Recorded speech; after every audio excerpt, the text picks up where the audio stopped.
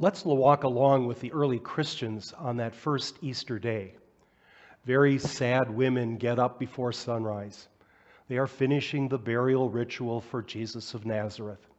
They prepare herbs and spices to cover up the smell of death. They are so focused on their mission that they forget that a giant boulder is blocking the entrance to the tomb cut into the rock. The women go from sad to terrified. They see a vision of angels dressed in white. The angels show them that the tomb is empty, although the clothes that wrapped the body and the covering for his head were still there. He is not here, he is risen, the angels announce. Go and tell the disciples and Peter. Still terrified, the women run back to Jerusalem, not telling a soul. But then they see Jesus alive and well.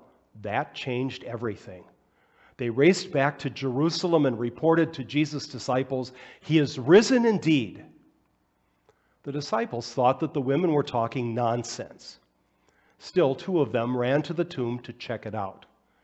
Peter popped his head into the cave first and saw the grave cloths as the women reported. John looked in too, and he believed that Jesus was alive.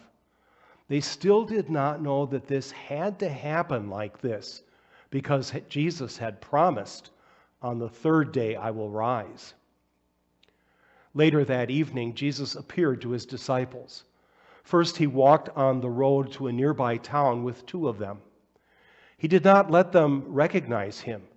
Instead, he explained that the whole Bible, written thus far, said he will have to rise.